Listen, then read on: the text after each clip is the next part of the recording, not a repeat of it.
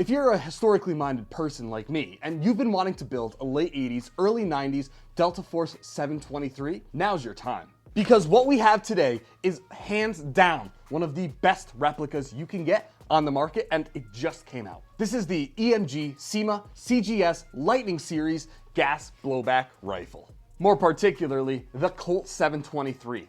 Finally, a replica has hit the US.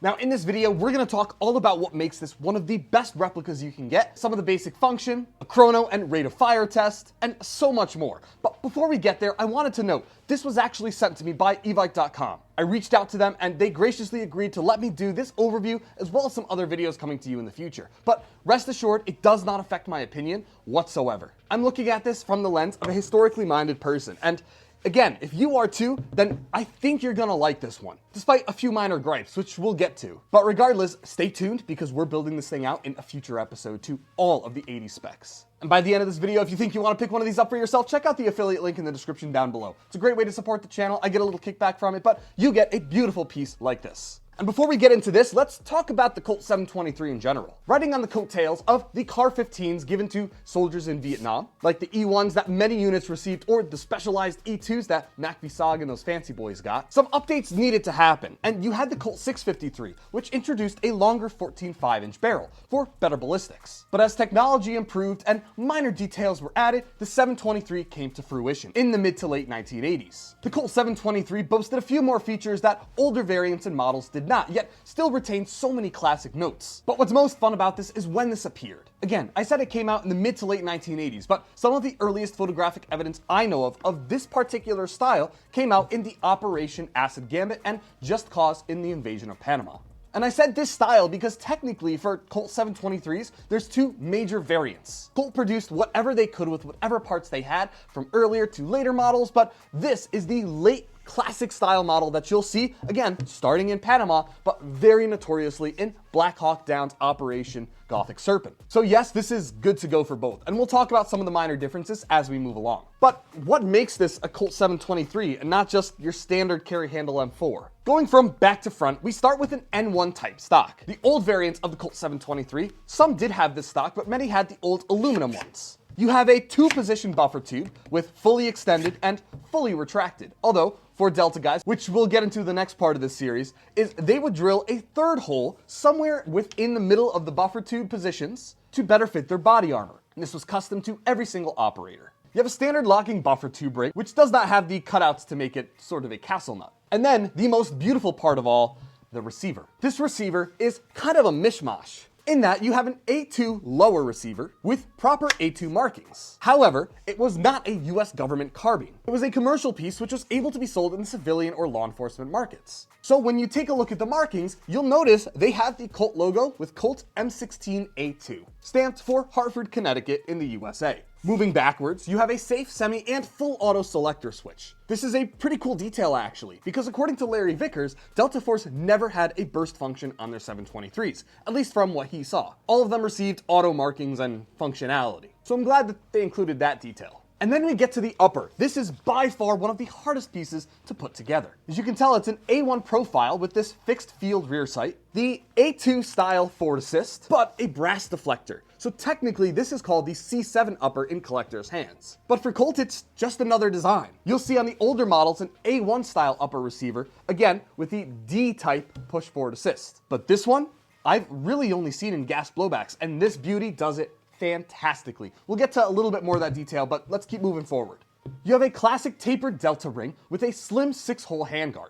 This is polymer, and on this version, it's fantastic. They have the heat shields inside. Some airsoft manufacturers I can 100% see skipping out on that detail, but not this one. And then you have a full steel front sight post. This, while I don't have another on hand to compare whether it's the lower or the higher version, it's a very minor detail and hard to notice. But I believe this one may be the proper lower style, as it's meant to integrate with a fixed carry handle. The flat top receivers had a slightly higher one, which is kind of a cool detail, but in airsoft doesn't necessarily matter.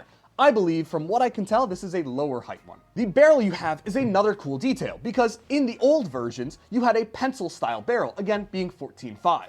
But the later variants, and even in some operators' photos, starting in 1989, you'll see the grenade launcher type barrel. It is very famously used by Paul Howe and Larry Vickers during those operations. And then of course, you'll see it a ton beyond that. And then you'll have a standard birdcage flash hider. This one on the EMG CGS version is orange and pinned in. It doesn't have any screws, so unfortunately I can't really get it off very easily for this video. That'll happen in a future one though. Don't worry, I'll show you how to take care of this guy. And you guys know, I'm a detail-oriented person. EMG did something so fantastic on this, I was shocked. If you take a close look at this upper receiver here, beautiful C7 by the way, with the finish on this thing being just that slightly Colt gray, but with that black undertone, gives it a very realistic look. The markings though are perfectly period accurate. You have the Colt CH markings, which is exactly what you would see on the old real 723s. But even better, you have the forge markings here. So the fact that they nailed those details right is beautiful to me. Again, with the few other ones I've seen, I don't know if any have matched this detail as well as this.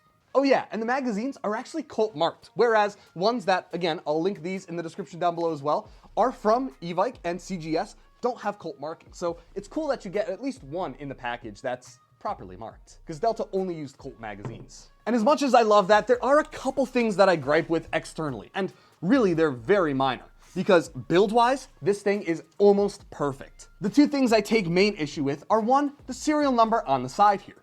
This is laser etched in, so while it has some slight depression, it is filled in with a white coating. And that I dislike. On the original receivers, they were just straight into the receiver. Again, it is etched in, so I might be able to remove that and get it to look a little more realistic. I haven't tried that, but if I figure it out, I'll let you guys know. The other thing that I think is missing from this rifle is any kind of markings on the barrel. The barrels were meant to be expendable, but the Colt ones had Colt markings on here with the proper 5.56 and all. This replica doesn't have any of that, and while it's a really minor thing, and I'm not trying to be nitpicky about it, it is something that I would have liked to see, given the accuracy of the rest of this rifle. So if I were to give this an accuracy rating out of 10, it would be a solid 9.7 for me. Again, those two things are the only real gripes I have. I'm just so happy to finally have a good 723 replica available in the US for guys like me. And for all the other guys out there in the world, this is a great piece to look at. But that's really only externals. Let's talk about the manual of arms and some of the internal stuff we have going on here. As I mentioned, this is a gas blowback rifle, so none of those batteries or chargers you need to worry about. And this is the T8 system, built for SEMA CGS guns, which is based off of the MWS. Again, we'll go into the internals in a future video, but for now, let's talk about just the basics.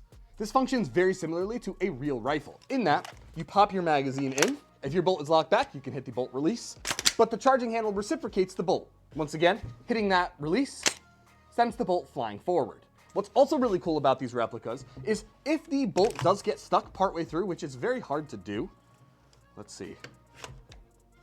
Let's see if I can make it kind of like this. There you go. No. Yeah, if it does get stuck partway through, this forward assist actually works. Kind of a cool detail. And then moving the selector switch to semi or full auto, you get to shoot. The fun part about gas blowbacks is you get the most realistic function out of an airsoft gun, in that you get recoil as well as limited ammo capacity. And as you kind of saw in the beginning, bolt lock when the magazine is empty. So it is a very tactile replica. Taking a look at what you can do with it though, internally there are some cool features. As you punch out the rear body pin, your upper receiver rotates forward just like a real one, and you can pull out your bolt and charging handle.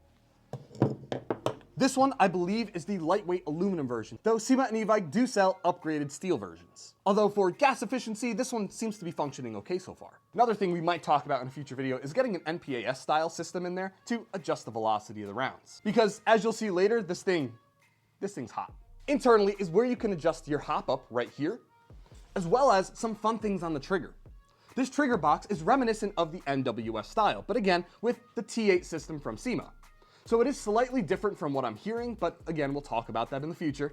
You can adjust a couple things on here. Not only can you work with trigger travel, which allows you to get a lighter trigger pull, or heavier if you're a cool guy, but you can also adjust the gas output, which can help with efficiency or reliability long-term in different conditions. Your buffer spring does have a plastic guide, which I'm not necessarily a fan of, but I think it's more for functionality and lightness of this Lightning series. But let's put this bad boy back together for the rest of this video.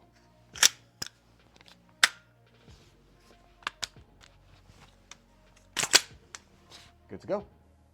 Chronographing and testing the rate of fire. we were looking at 53 degrees using green gas and 0.32 gram BBs.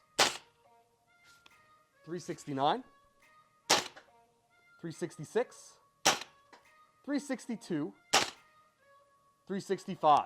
So with a 3.2, this thing is shooting very hot, well into the 430 FPS range.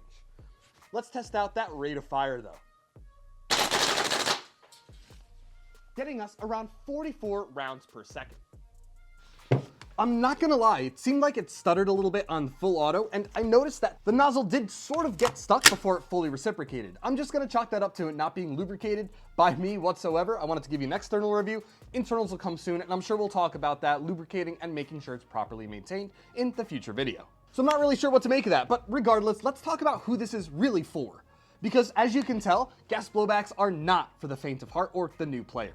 But in the year of Evike Mat 2026, I think gas blowbacks are really on the rise. You see big groups like AMS or Zulu really encouraging the use of gas blowback rifles, with the TM MWS style being heralded as one of the best. So for an airsofter, having a system like this, while there are some compatibility questions out there, I think is probably a fun way to go, especially if you're looking for a piece that is historically based. It's not even historically based, it's a beautiful replica of one. But I can absolutely see this be more for that milsim or historical recreation type of person. Someone who wants a clone build, but maybe lives in a state or isn't of the age or whatever that can't build a real rifle. This is almost as realistic as you can get with any kind of replica out there.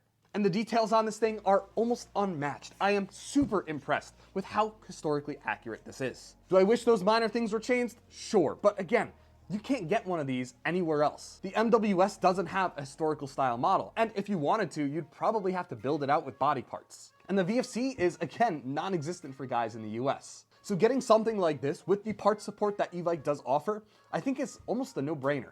I am incredibly impressed with this, and I imagine you guys would be too. Which is why if you wanted to pick one up, definitely check out the affiliate link down below. Again, I get some kickback from it, but you get this beautiful replica at no extra cost to you, and it helps support the channel. Speaking of supporting the channel, shout out to those Patreon guys. They've known about this for a few weeks actually. I've been talking their ear off about it. Some of them have actually helped me out because they have one of these, but again, shout out to you guys. So all in, I would strongly recommend picking one of these up if you want to build a Delta Car 15. Which we're gonna get into in part 2, where we're building this out for 80 spec. That's right, I'm starting to work on Operation Acid Gambit now. And of course, it would be very easy to do it for the Battle of Mogadishu, and maybe we'll hint at that as well. Internals coming soon, but as always, thank you guys so much for checking out this video. Huge thank you to Evike for agreeing to send this out to me for videos like this and a couple ones in the future. You guys rock out there. Go check them out with the affiliate link down below. Thank you guys again. This is the Gear.Locker. We'll see you out in Panama. I just came up with that one on the fly. Not too bad. I might stick with that one for the 80s stuff.